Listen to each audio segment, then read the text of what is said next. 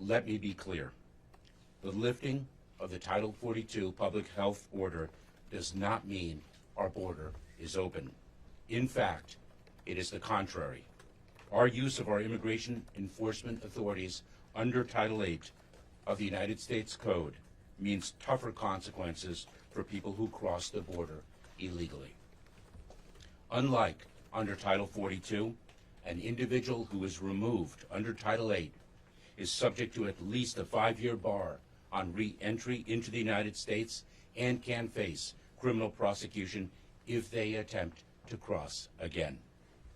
Oh, so now we have such a tough border, according to Mayorkas. All of a sudden, some laws that they have just been ignoring will no longer be ignored quite the same way. Well, we should all be so thankful that for a moment here, the law will be the law, kind of, a little bit, at least in a few areas. I doubt it. But they've got a massive mess on their hands. They absolutely know it. The numbers are going to be out of control. It's already, the thing is, it's tough to find a way to describe this, right, Clay? Because it's already the worst border that it's ever been. We're out of superlatives. The numbers are outrageous. It's about 6 million at this point who have entered the country illegally under Joe Biden. We're at the highest fentanyl overdose level ever, the most fentanyl pouring into our country. It's almost all coming across the U.S.-Mexico border.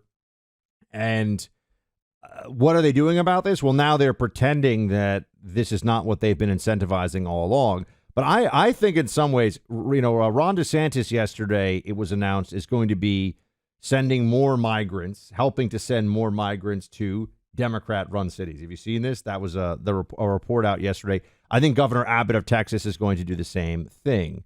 This is very interesting because of what it actually shows us. Here is Chicago Mayor Lori Lightfoot.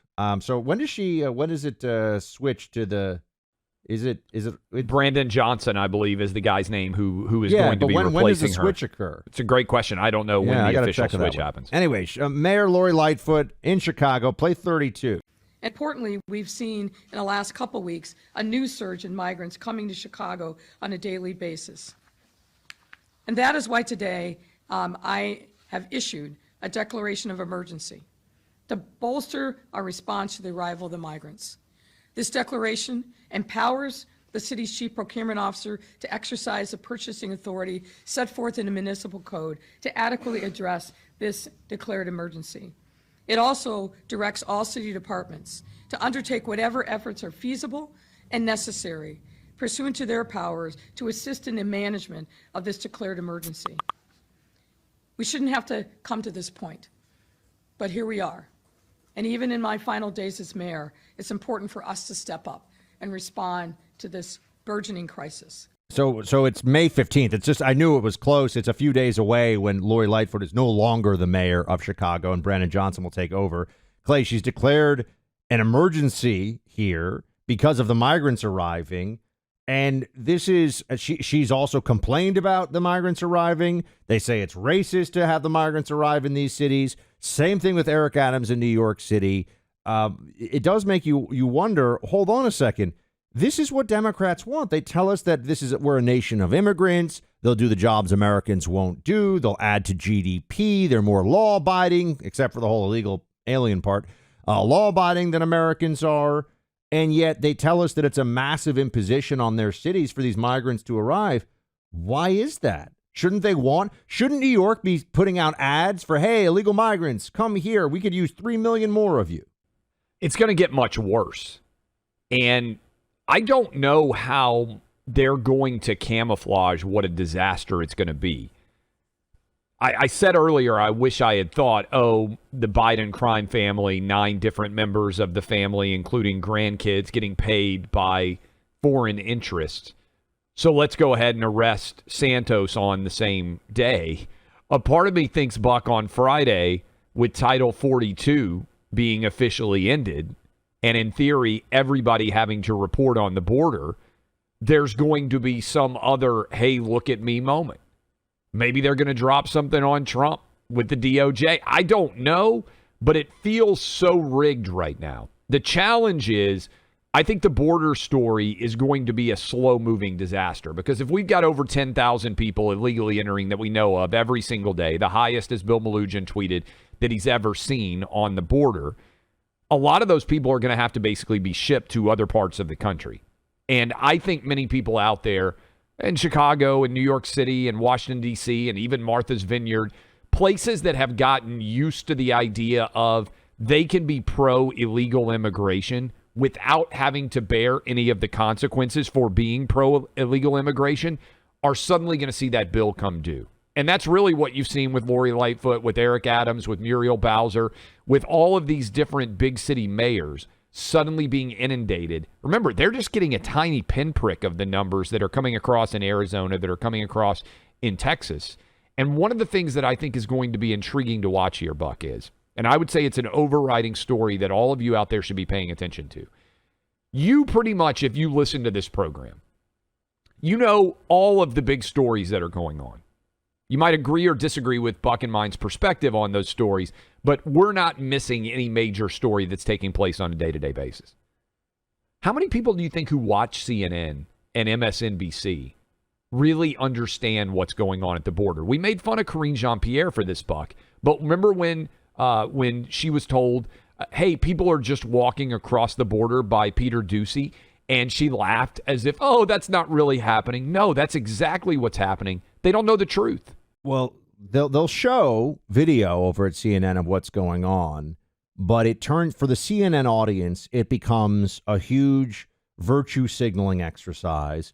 Oh my gosh, the poor huddled masses at the border. We need to do more for them. I mean, not in my neighborhood, but like the government needs to do more for them. As long as they're not in my kid's school, we understand exactly how the left operates, the hypocrisy that they will set up for their own purposes on this. So that's how they'll show it. And also they'll just use it to attack Republicans for like the Republican opposition to this. Look at these are women and children. Actually, it's a lot of single adult males now, which is different.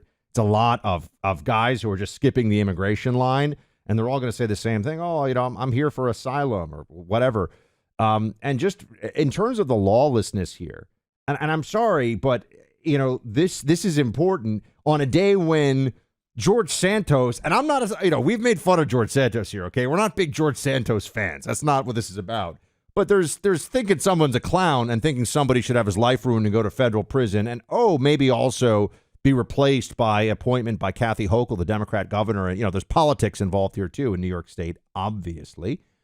But Clay, there's a public charge rule that is part of the Immigration and Nationality Act that is still federal law that says that you can be denied admission to this country on the grounds that you will be a public charge, that you will be somebody who is going to be primarily dependent on the government for subsistence.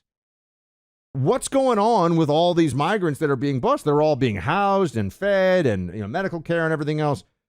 So under the existing public charge rule, none of them should be admissible. They're not going to homes that are taking them in. They're not going to jobs that have requested them. And it's you could say, oh well, I guess let's ignore this law. But George Santos is getting some $500 something or other that he didn't register for, and they want to throw him in prison. Meanwhile, people are getting tens of thousands of dollars worth of benefits over the course of maybe a year that they're not supposed to be entitled to, and they're entering the country illegal. And if you have any problem with this, you're a bad person. That's what CNN's going to tell you. You're a bad person. As long as they're not getting apartments on the Upper West Side next to the CNN anchors, then that's a problem. Well, it's an example of, unfortunately, what has occurred, which is we don't have a Justice Department anymore. We have a Praetorian Guard for the party in power. And even worse than not having a Justice Department, we have an entire propaganda media that will defend any decision they make because they're so in the tank for the left wing in this country. And so I would predict that CNN and MSNBC will be down there, Buck, and they will find a family and they will interview them, and they will talk about what a humanitarian crisis it is that this family is in danger or in peril in some way on their journey to the United States.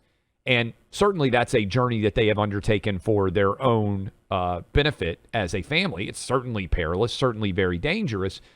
but they're responding to the incentive structure put in place by Democrats. As soon as Biden won the election, Buck, the huge numbers of caravans of people trying to come here started because they knew when Biden took over that he was going to allow them free passage by and large to the country.